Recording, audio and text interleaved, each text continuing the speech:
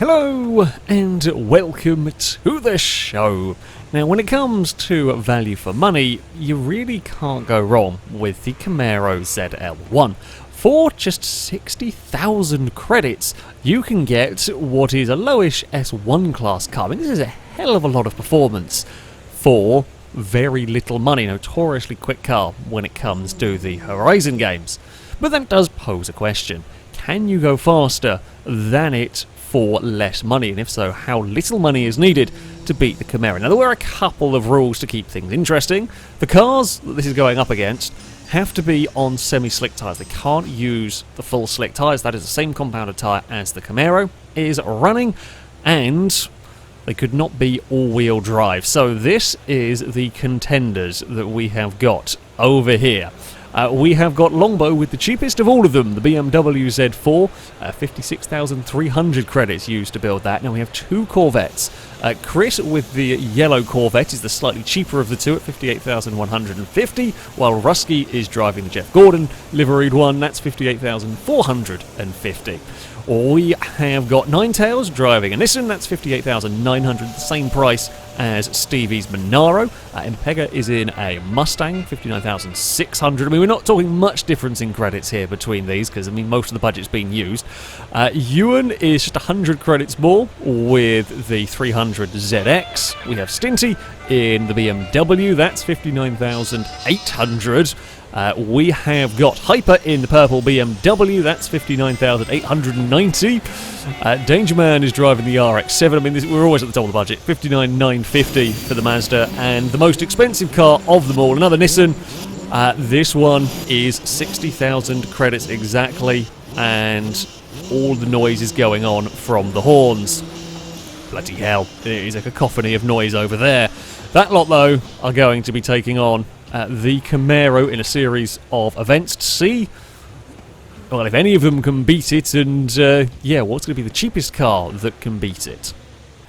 So, we've come to the Horizon circuit for our first race. Ideally, I'd have this organised in reverse PI order for the grid, but I can't do that. The only way to do it would be with a showdown race. However, they don't seem to work properly at the moment. They don't spawn in props around the circuits, which means the tracks are horrible to drive around. So it's going to be a little bit of a throw everything together. I mean, the PI-wise, we are the lowest here. I think maybe one car is actually lower PI than us. However, we're expecting the Camaro to be the easiest car to drive quickly. That's essentially what we're likely to see. It's probably going to be one of the better handling cars, but likely to be slower at a straight line. It will probably be heavier than everything else here. The sort of power to weight ratio of the rest of these cars is going to be greater. However, yeah, we're hoping for a little bit more controllability in the Chevy as we're blasting away. Oh, the BMW is going to have a dive. The BMW is going to struggle to get stopped. Abaddon has, just as I've started, you've been quiet all evening, and as soon as I start filming, that's when you're going to be really loud. Thank you, kitten. We got a little bit boxed out down there, sadly. We just do not quite have the pace to live with some of these cars in a straight line, and that's the problem we're finding, is that everything's buggering off from us down the straights, and then we're getting a little bit tangled up in the corners. Can't really exploit the Camaro's handling through here. Sadly, so far, with the exception of Ewan, everything is capable of beating the Camaro. I can be quick through here. I've just got nowhere to go with any of the bloody speed. Yeah, I could be fast through there, but there's just a wall of metal in front of us, and I tried to get a little too ambitious. Perhaps Stevie struggles to slow it down for turn one. We're going to have a Ninetails in the way a little bit.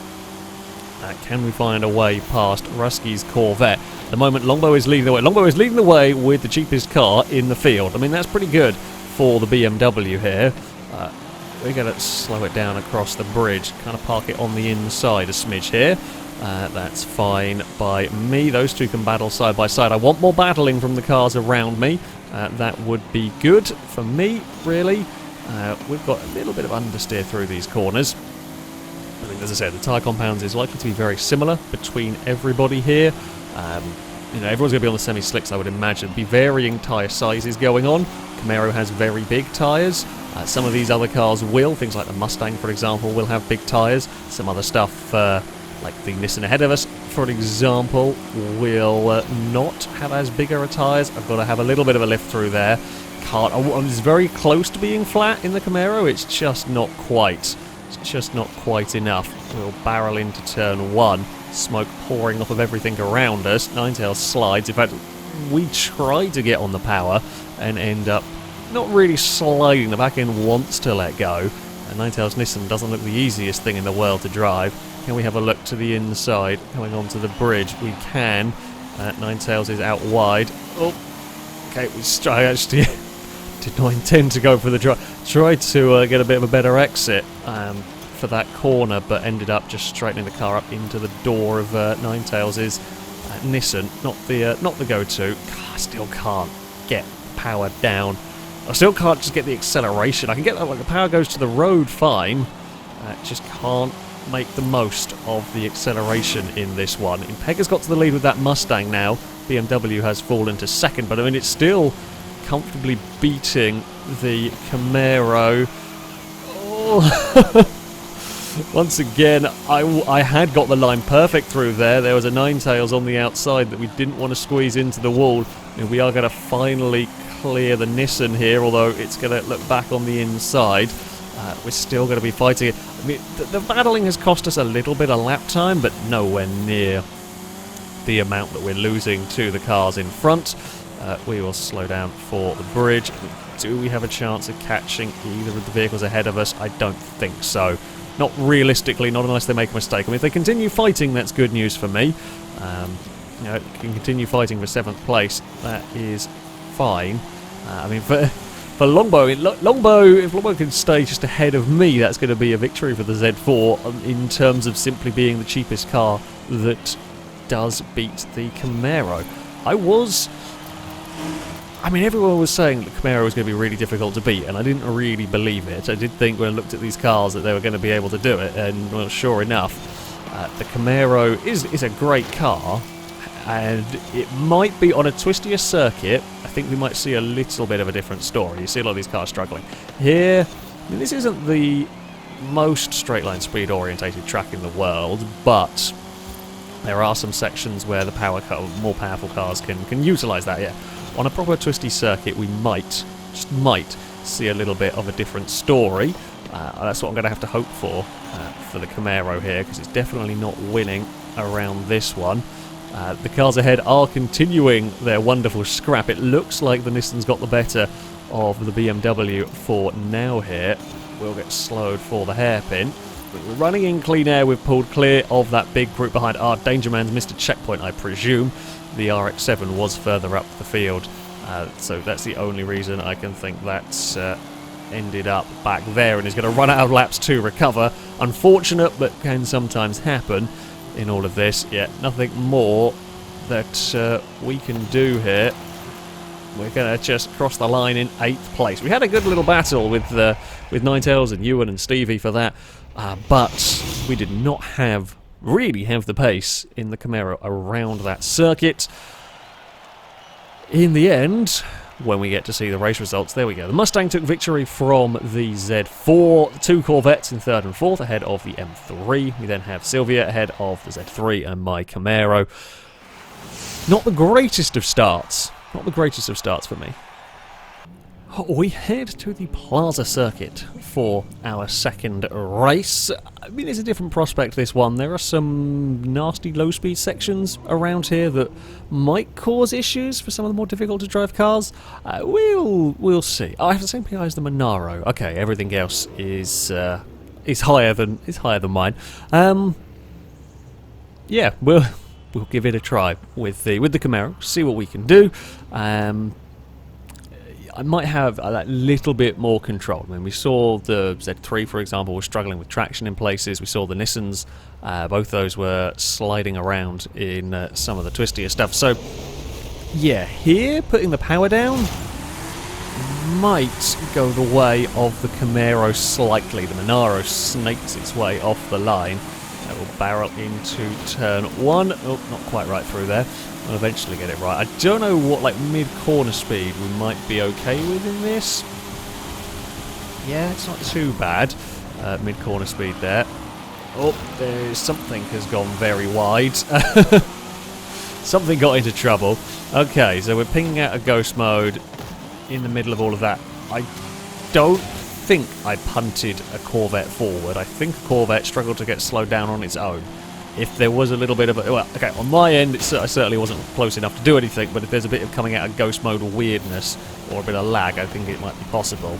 Either way, Dangerman leads with the RX-7, followed by that BMW. We are clear a little bit at the moment of 4th. We're going to watch out for Impega. That Mustang was quick in the first race, so if that doesn't get too ensnared in traffic, which is always a possibility when you're buried in the pack, you can just lose too much time.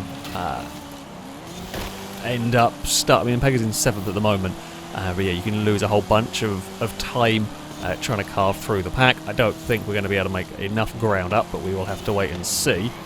This time, the BMW and Mazda not quite running away too far yet. It's just down. It's every straight. That's where it's the power to weight ratio, I think, is really the difference. We've definitely got the grip to match these cars. Oh, we've all run in too hot through there. That's the corner I really struggle with on this track. Just not sure. I'm not sure what I can and can't get. I can't get away with that either through there. We're not flat through that next section. That is a problem for us. Oh, we don't have the front end grip that I was expecting from the Camaro here. Slight bit disappointed with that. We have got the traction, but the front end just won't stick. I mean, okay, it will stick. I just got to ask less of it. I was hoping we could get away with a bit more, especially if we're going to chase after these other cars. Because yeah, this is the sort of track where we are likely to be strong or stronger. So this section here is where we're best, the really slow speed stuff. We have got a small gap back to Rusky's Corvette. Come on, chase down these two. Longbow got in trouble there, ran in a little bit deep. We will try and make a move, stick up here, and indeed we will take second place away. Longbow's going to slide through there and trying to get it back. Oh, god damn it. We just got a bit squeezed on the inside and trying to do the cutback there, and there was a wall of momentum killing. Longbow knew they had to get back past quickly. In fact, Longbow, to be fair, might not have known where my car was because there is still some lag going on with the BMW. Corvette's got a big run down towards the first corner. I think the Beamer has disconnected. I think it's gone. Or it might reappear. We've got flying BMW. Let's try and take a slightly different line through all of this. These corners, see if I can do something about the Corvette. BMW is really struggling in this. Although how much of it is lag, I don't know. And that's a real difficulty of racing a car like this. It's just how much is the car struggling? How much is lag-induced struggle? We're going to box in a Corvette because we kind of got to at the moment. We're all getting now a little bit stuck behind the BMW, and Pega is closing in as well. Dangerman is enjoying this. I mean, it's great news for the RX-7. The RX-7 is gone and out of the way now. We cannot pass at the moment. Now the Mustang is up to 4th. I really need to clear BMW somewhere. I don't know where. It's struggling to get slowed for that change of direction. I think it's struggling to get slowed. I'm not 100% sure. That is the problem. At some points we know where that car is. At some point it may well lag ping us off the circuit, but for the moment it's ahead of us. I'm kind of going to have to just drive and not worry about it, which is a difficult thing to do because it might appear there and just kill our momentum and then lag itself into the distance. Yeah, you can't really drive against that. We have been a bit screwed by a lagging Z4 in this. If we lose out on the podium, I'm going to be a little bit disappointed because I do...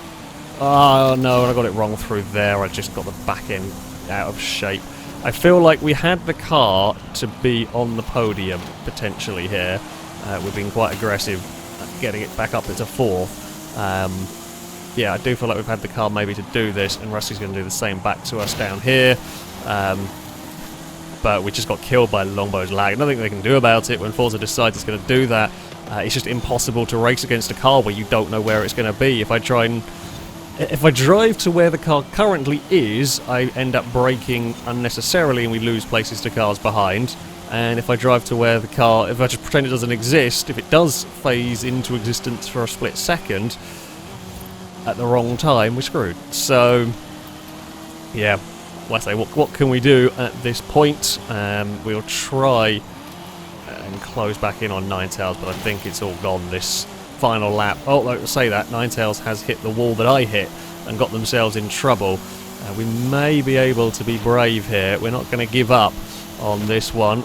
We want to try get a place if we can back. I think we're just going to lose out on the drag race down the hill, although Ninetales actually ran wide on that final corner as well. Okay, Ninetales did make a little mistake in all of that. Oh, much, much better from the Camaro. The twisty stuff is where that car excels. I don't think we could have really chased after the Mazda. I'll be curious about lap times. I felt like there was a time where we might have been able to. Yeah, I think Impega was quicker regardless. Just got stuck in traffic, was catching. That Mustang is fast. We end up in 4th in that one. We definitely worked for it. Definitely had to work for it. It was a good battle. It was a good battle in the mid-pack. We were a lot more comparable, a lot more competitive around that much twistier circuit, even dealing with some questionable physics. But there we go. The circuit races did not quite go as well as we might have liked in certainly the first one. Next we're on to the drag races, and that definitely not going to be a good one for me. So we head to a drag race next, with almost starting in a box for the Camaro. It's not going to go well here. This is the longest of the drag strips that we have in the game. If I beat anything, I'll be surprised, to be honest with you. We might get a few cars off the line. I think the Camaro is going to have the traction, but it will not be long until everything goes shooting past us. I think one of the Silvias are likely to be very fast. In this, the Z3 is also going to be one to watch here. So yeah, we are off the line quite nicely. We kind of keep with everything initially. There goes the Z3 and the Z4 and the Silvia and the Corvette. We're ahead of some of the Corvettes and the 300ZX. The RX-7 is off. There goes the Monaro and the other of the Corvettes. We might be able to beat a Ewan. I'm looking for some slipstream because screw it, we've not got anything else going on for us. Corvette. Chris's Corvette's actually running out of steam about now, which is something. We beat one car. Possibly. Yeah. We beat one car. We were faster than the 300ZX, and that was it. That's concerning. Not going to say not concerning. I mean, it was to be expected in some ways. It was Silvia that took victory, Silvia by a decent margin as well. It was the most expensive car here, though, let's not forget. Head of the Corvette. Z3 in 3rd. Yeah, everything is faster than me down the drag strip. Everything is faster than me down the drag strip. For our final test with the vehicles, we were going to do a 0 to 100 to 0. Unfortunately, we couldn't get this to work in free mode because we couldn't get everybody to appear on my screen reliably, so we had to load into a drag race to make this happen. Not the easiest to film, but we could still at least sort of do the test. One of the Corvettes would set off first and set the benchmark for the rest of the vehicles to beat. Now, I knew this test was going to be a problem for the Camaro. It was never likely to excel here. We'd seen the speed of the Silvias when it came to the drag racing, so I was expecting that to set a good run, and sure enough, it actually quite comprehensively beat the Corvette. There's a decent-sized gap there for the Nissan. It might not be the easiest thing in the world to drive, but when it came to the straight line speed stuff, it was strong. The Mustang, that would set off next. It had been strong overall. Was it going to be enough to beat the Nissan? Not quite. Close for the Ford, but not quite able to beat the Silver. But it's a decent, a good gap to the Corvette. Second of the Corvettes, that was set off next. Now this is the slightly cheaper of the two. In theory, maybe a little bit worse.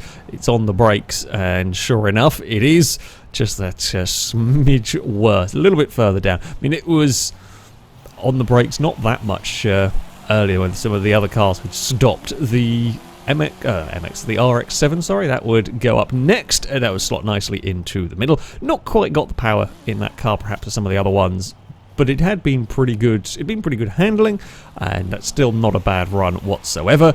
The second of the Silvias would have a little bit of a difficult start. It bogged down slightly as it got underway.